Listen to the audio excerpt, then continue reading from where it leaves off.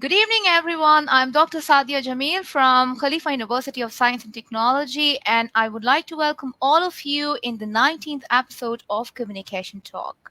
Well, we are now living in a pandemic world, which is so called as the new normal life for all of us.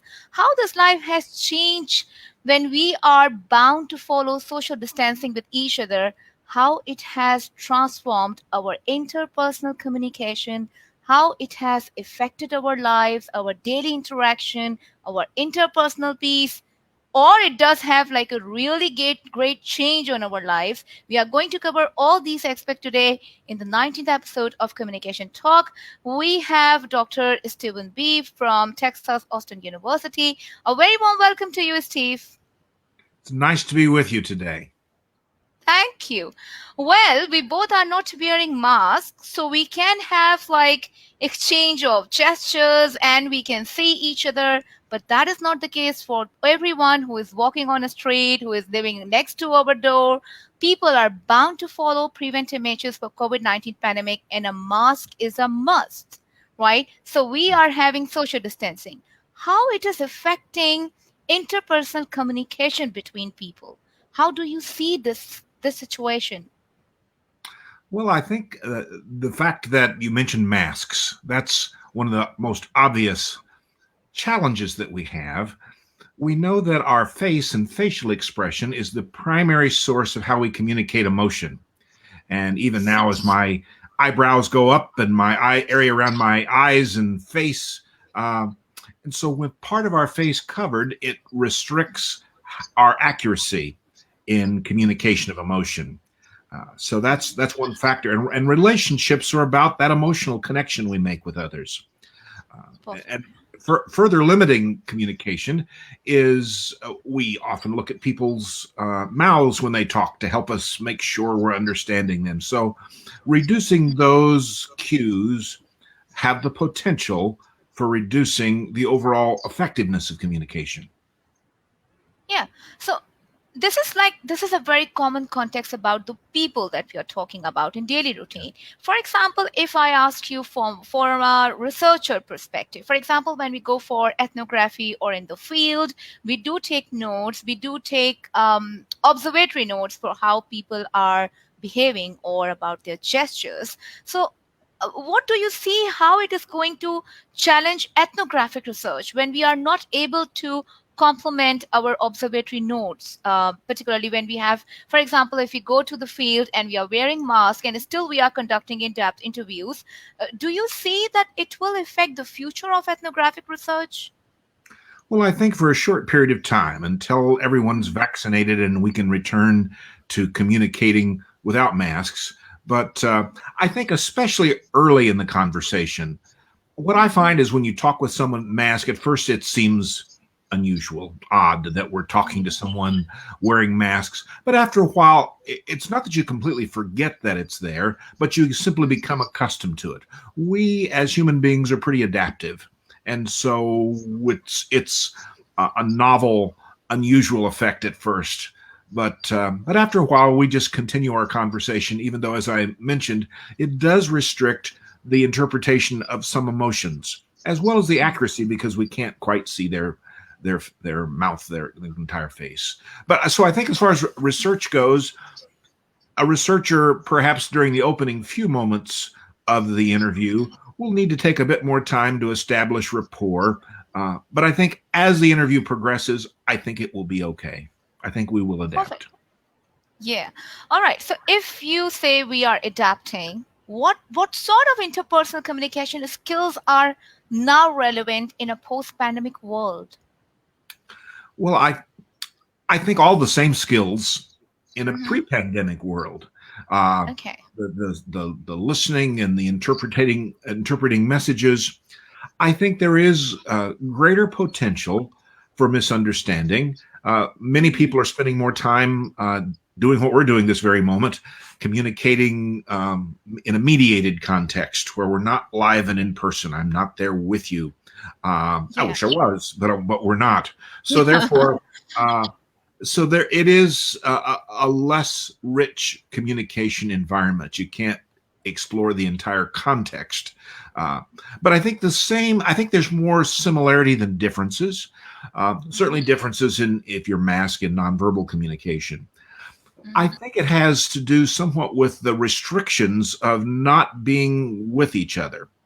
We know Yes. that it's not just a good thing that we can touch people and hug people and Mm. express our affection for them, but that's something that we need.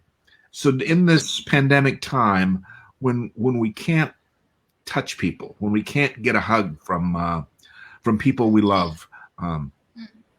just a couple of weeks ago, I've been vaccinated, and I was pleased to say that my mother has been vaccinated, as has my brothers and sister. And so we celebrated my mother's 100th birthday just a Mm. couple of weeks ago. So it was certainly a celebration that we could hug each other and be with each other now that we've all had the vaccination. But I think the social isolation has taken a toll, and it does result in the potential for uh, uh, our own health and the potential for conflict as well.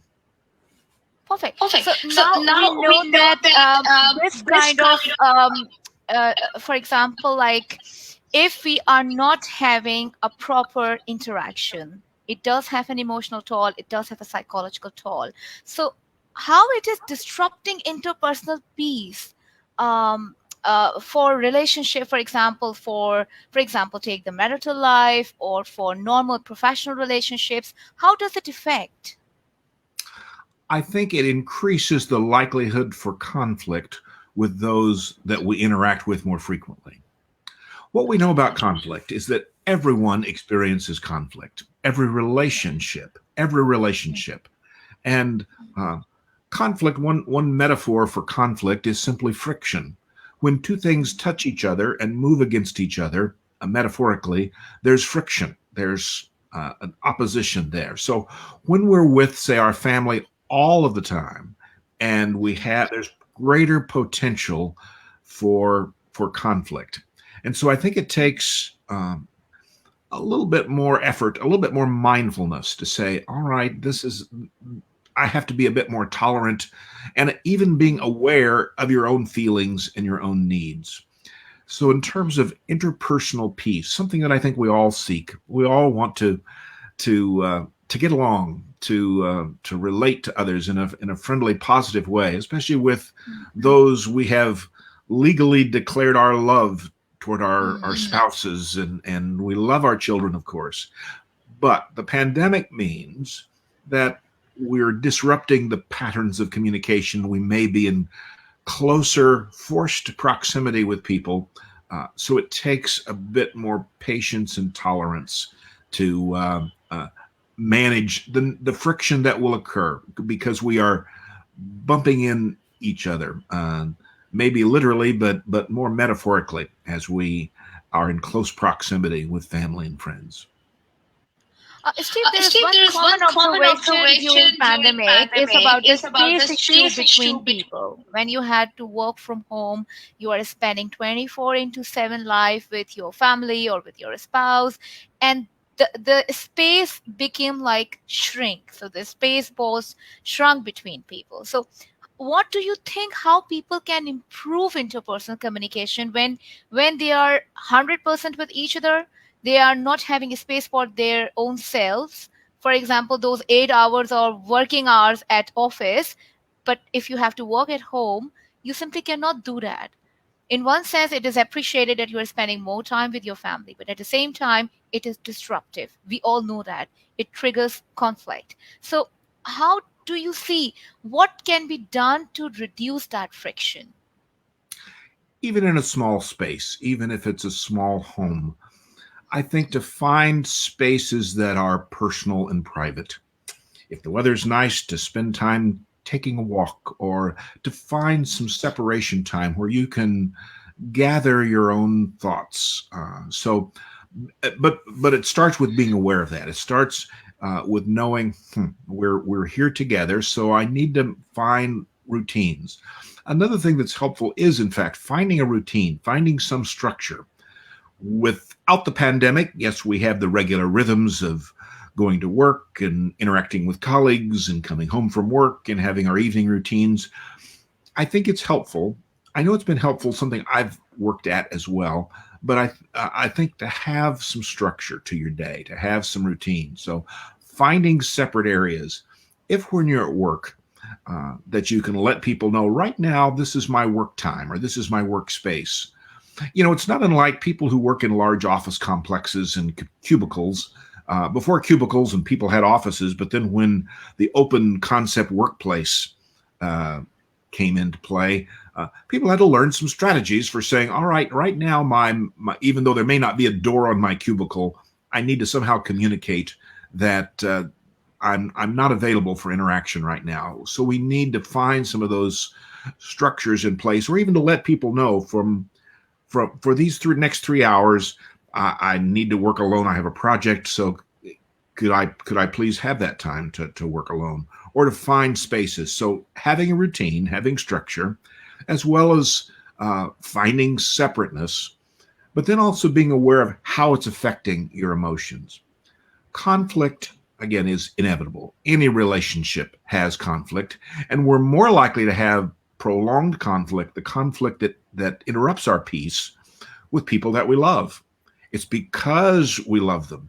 It's because our friends are close and important to us. When we do have friction and conflict, it affects us. If it's someone that we don't know, we have conflicts with people at the store or in our interactions, and it may momentarily cause us to be upset, but it's with the people that we care about most, those conflicts and that friction. So that's why strategies are needed. And first is simply to be aware this is a context that may result in differences. That doesn't mean the relationship is in trouble. It just means right now I need to find a way to address some of those differences. All right. Steve, we both are at the moment in multicultural societies. We know that UAE is a multicultural society, United States is a multicultural society, and it is all based and built on diversity and differences. So once the pandemic hit our life, interpersonal communication or daily routine interaction was actually curtailed. So how do you see, like, in a post-pandemic world, in a world where we have diversity, we have cultural differences, how pandemic is going to reshape our interaction pattern with people of different nationalities, different races, different religions? uh, do you think it will have some negative impact, or it will take some time to get back to the way we used to interact before? It will take some time, and there are Mhm, some differences. But to mhm, me, the fundamental principle of all relationships, really of all communication, is mhm, focusing on the needs and interests of the other person, to be other oriented. And so mhm, if I'm other oriented toward you and I'm thinking mhm, about your interests and your needs, mhm, and you're other oriented toward me, hopefully mhm. that happens, but it may not. But even Yeah. in those Yeah. cases when it doesn't, if I'm aware of that, but Mhm, so especially when there are cultural differences, and in mhm, some respects, the pandemic approach to communication is not unlike a culture where suddenly we have different restrictions, different rules, different norms, different expectations. So it's not unlike different cultural expectations, whether it's wearing masks or keeping our distance, or even the close proximity that we have with others. There are some differences. mhm, So thinking about how's the other person dealing with this? How is the other person experiencing this? And if you're uncertain, to talk about that, to make that something you visit about. It may be not the very first thing, but as the relationships develop, we know that self disclosure happens in small increments over time. It's not something you immediately express all of your deep seated needs and talks and desires, but taking some time incrementally to let each other share needs, interests, as well as disappointments and disagreements. Perfect.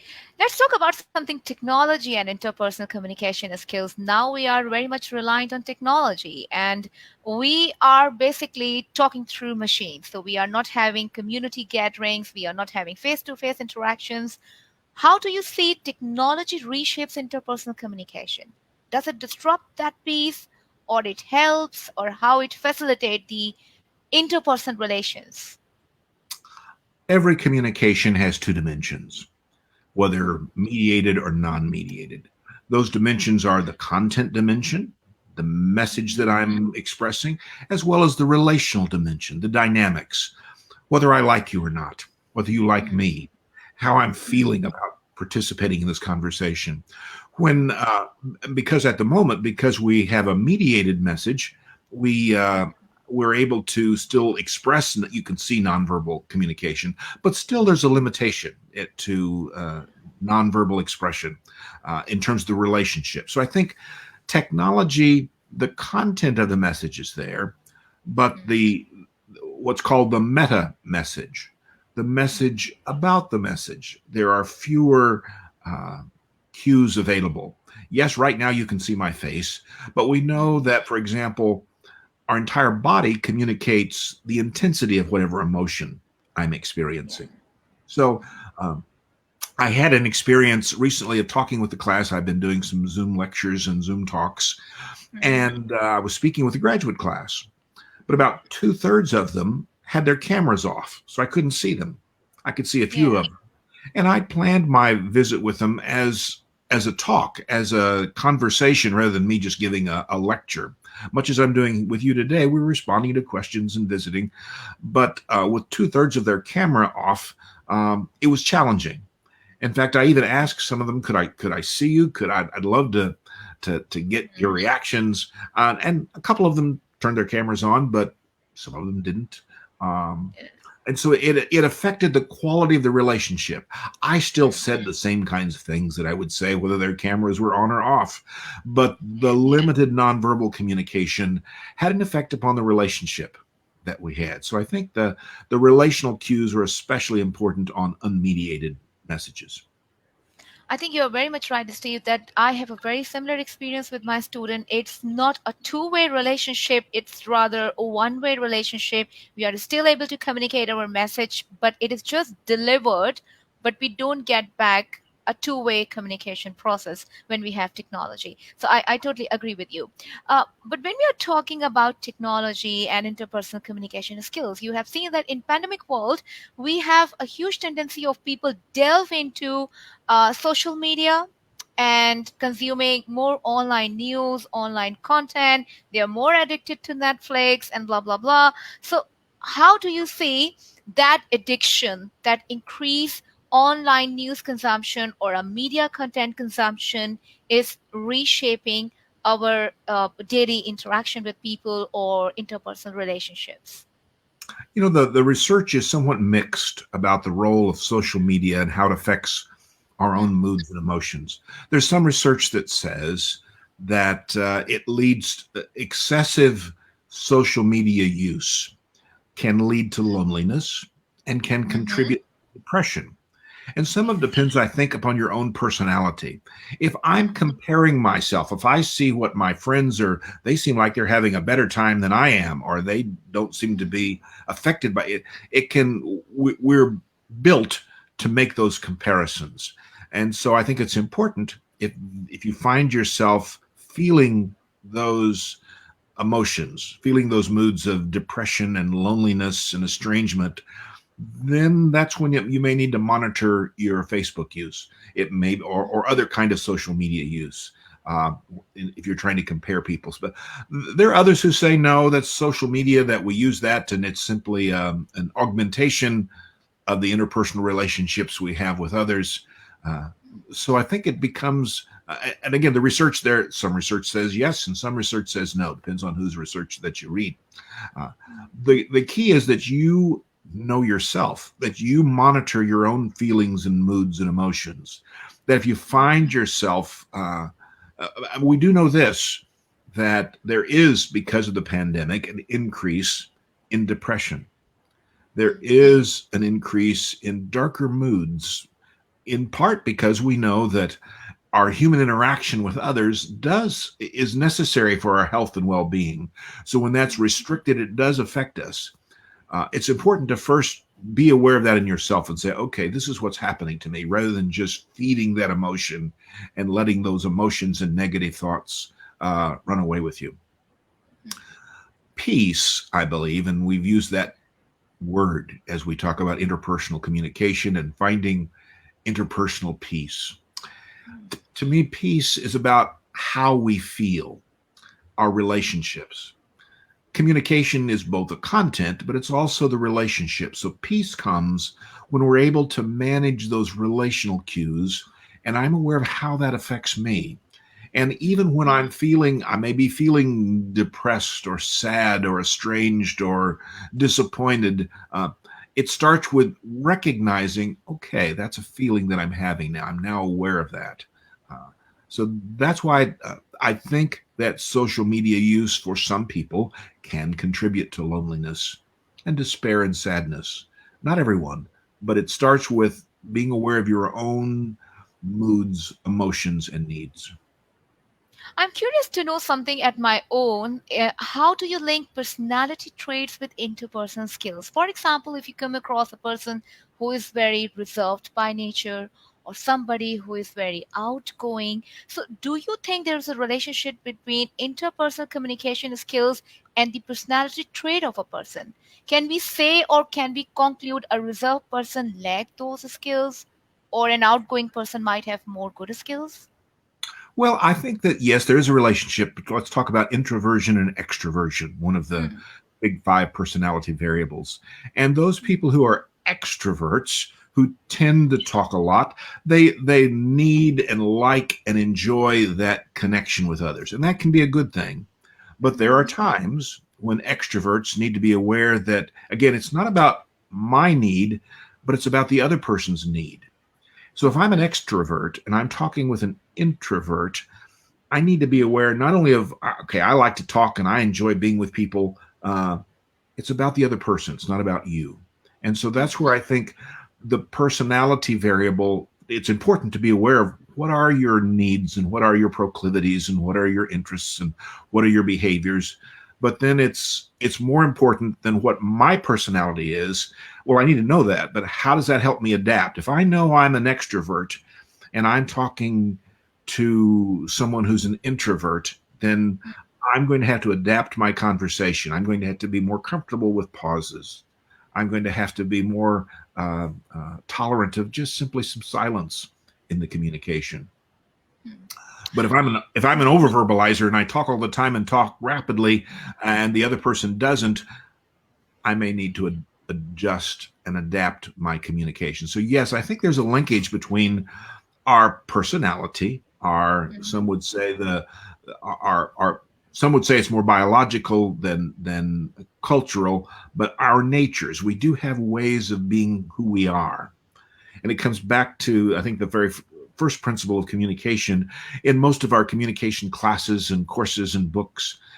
Early discussions in those courses are about self perception, self awareness, and so it's not that we focus only on ourself, but we start with recognizing what is my personality. Am I focused more on me, or am I focused more on others? Am I narcissistic? Am I altruistic? Am I introverted, extroverted?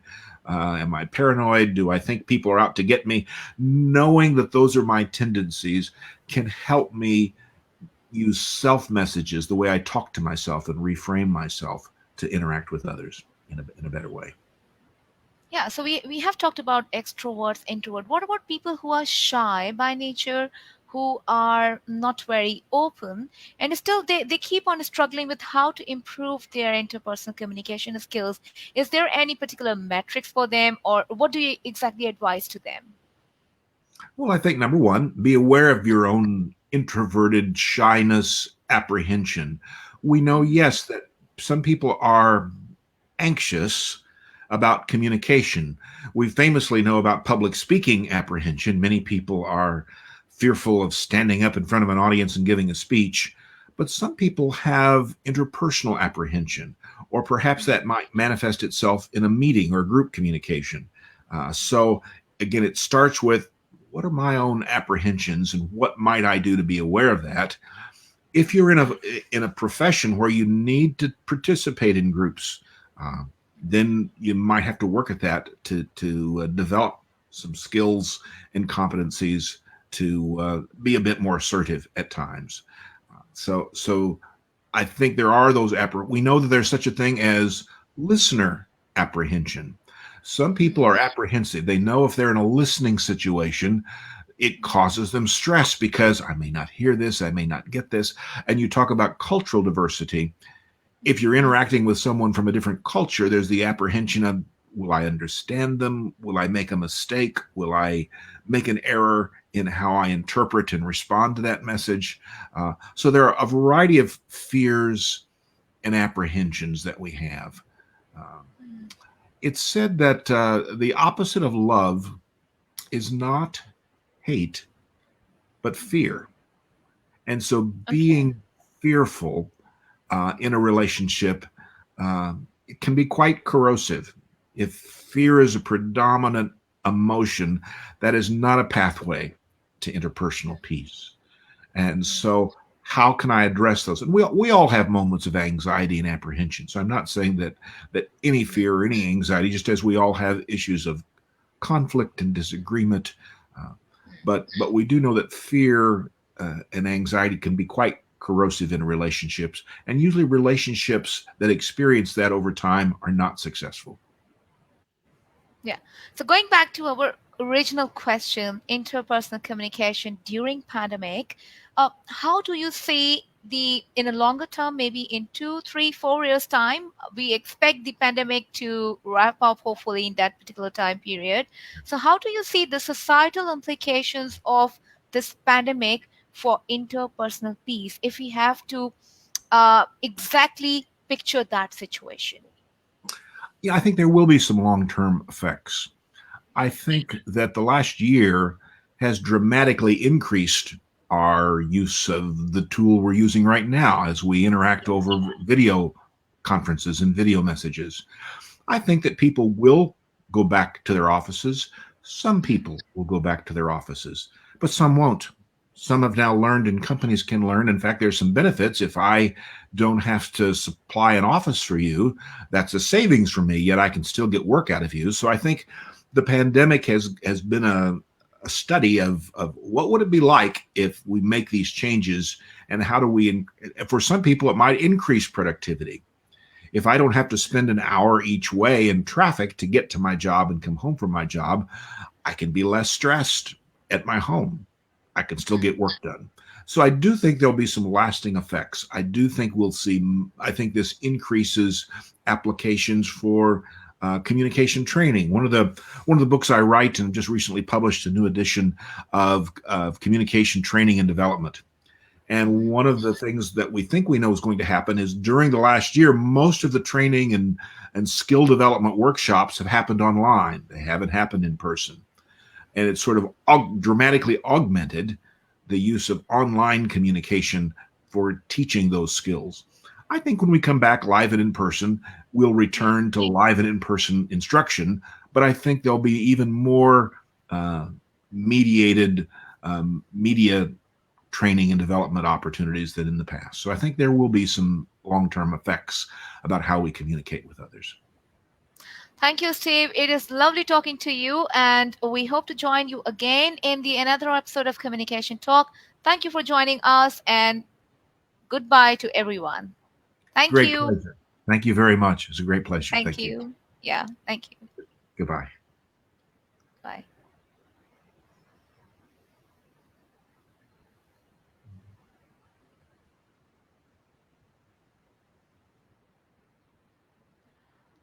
Finally, are you here?